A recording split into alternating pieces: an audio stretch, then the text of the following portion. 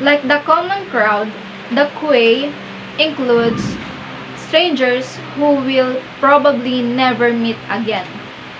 But like the members of an audience, those in a Kuei have joined deliberately to achieve a particular goal. And thus, as members of the collective, they are bound by certain norms of behavior. Kueis are an interference, for they prevent people from immediately achieving their goal of acquiring tickets, services, or other commodities. But they also protect people from arriving competitors for these commodities. As Milgram and his colleagues noted, as in the case of most social arrangements, people defer to the restraints of the form, but they are also its beneficiary. The Kuei thus constitutes a classic illustration of how individuals create social order. On the basis of a rudimentary principle of equity in a situation that could otherwise degenerate into chaos. But what prevents the Kuei from breaking down into a disorderly crowd? Milgram noted that in addition to environmental supports such as ushers and ropes, Kueis are also protected by norms of civility and justice. People in many cultures implicitly recognize the basic fairness of the principle first come, first served, or first in, first out, which the Kuei protects. When members join the Kuei, they accept its rules, and even though the group will disband as soon as the event begins, members conform to its norms and enforce them as needed. Milgram studied Kueis by having both male and female accomplices break into 129 lines, waiting outside ticket offices and the like in New York City. So, what comes to our minds when we hear the word mobs? When a gathering of people, a crowd, an audience, or even a Kuei becomes emotionally charged, the collective can become a mob. Mobs tend to form when some event, such as a crime, catastrophe, or a controversial action, evokes the same kind of affect and action in a substantial number of people. The hallmark of the mob is its emotion. Early accounts of mobs argued that individuals in mobs were so overwhelmed by their emotions that they could no longer control their actions. Unless the situation is diffused, the mob becomes volatile, unpredictable, and capable of violent action. Mobs, as their name implies, are often highly mobile, with members moving together from one location to another, massing in a single location, or just milling about in unpatterned ways.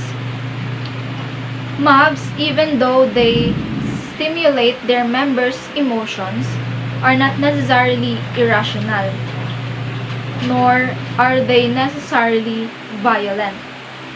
When sports fans celebrate a victory, when parties parade New Orleans streets during Mardi Gras, or when patriots celebrate the end of a conflict, the members of a mob share positive emotions, such as joy, jubilation, and exhilaration.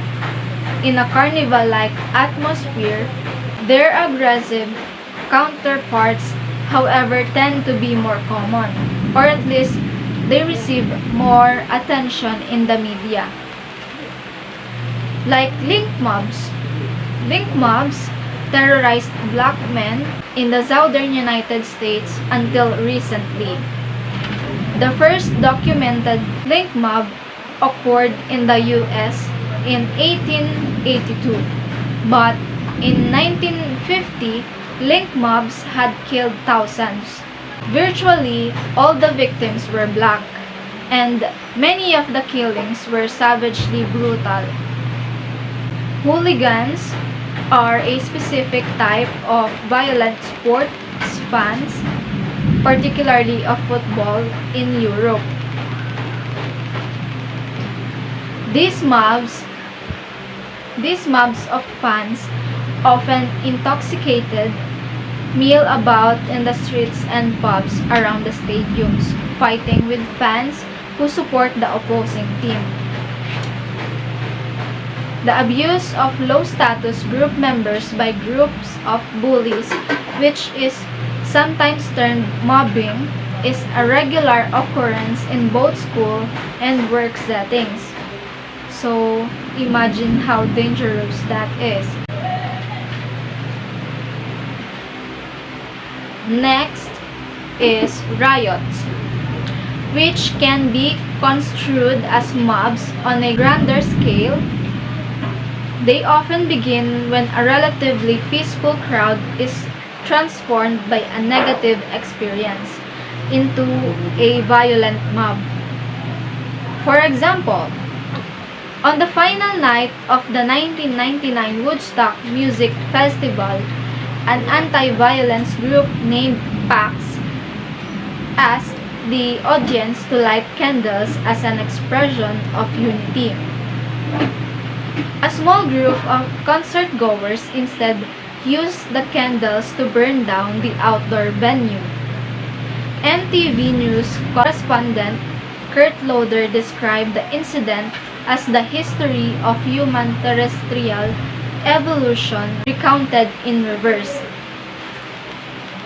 In other cases, riots are an expression of unrest and protest in the general population. Back in 1960s, riots diffused throughout many large American cities due to intergroup competition and racial tensions. Riots are also sometimes motivated by the desire to loot and steal rather than by group-level processes.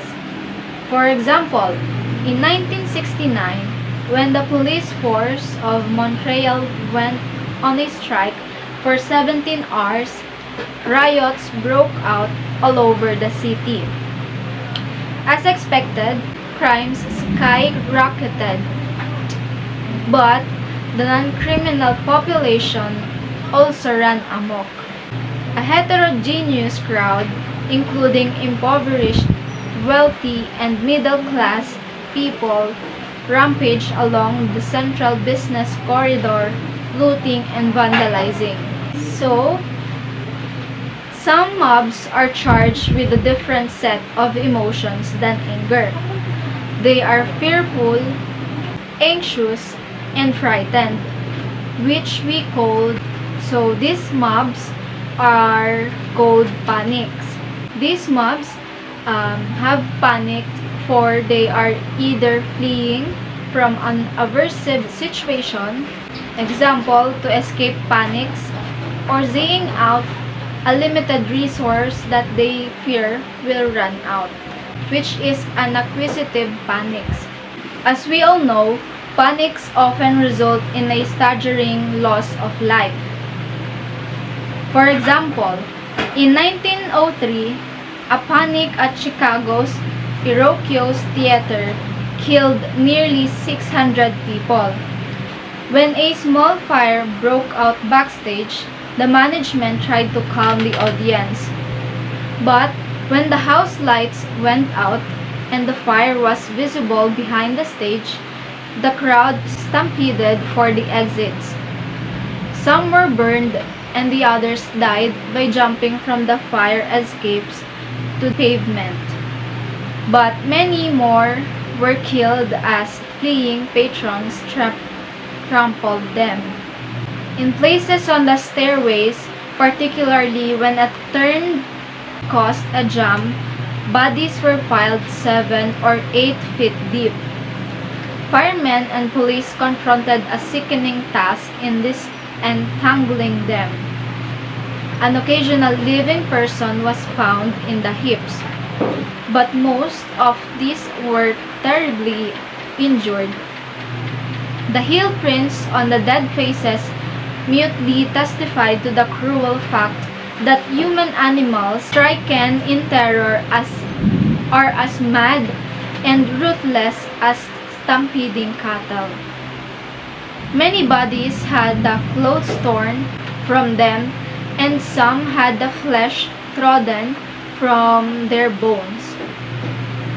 Experimental simulations of panic crowds suggest that individuals who must take turns exiting from a dangerous situations are most likely to panic when they believe that the time available to escape is very limited and when they are very fearful of the consequences of a failure to escape. Larger groups, even if given more time to effect their escape, are also more likely to panic than smaller ones.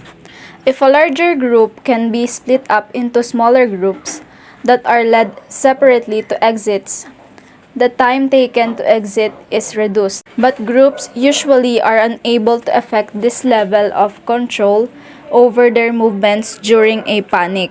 Although the news media described the crowd as a drug-crazed stampede bent on storming into the concert, police interviews with survivors indicated that the crowd members in the center of the crash were trying to flee from the dangerous overcrowding rather than to get into the concert. Also, some individuals in the crowd were clearly fighting to get out of danger, but some were good Samaritans who helped others to safety. Many municipalities and promoters, to prevent a repeat of the Who concert tragedy, have banned general admission seating. All tickets are for specific seats within the venue. However, in places where general admission seating is permitted, norms often develop to create queues to prevent crowding. Before shows by the band UT in the US, for example, fans holding general admission tickets arrive at the venue hours before the doors open. They organize their wait, however, in a fairly elaborate normative system, in which each person's order in the line is recorded by self-appointed line Nazis. Line breaking is not tolerated, although friends are permitted to hold places for late arriving friends, provided that other nearby in the line are fully informed about the later arrival of additional queue members. In general, more committed fans are more adamant about maintaining the queue's norms. Other steps that can be taken to protect people when in crowds in public places are discussed by the next reporter.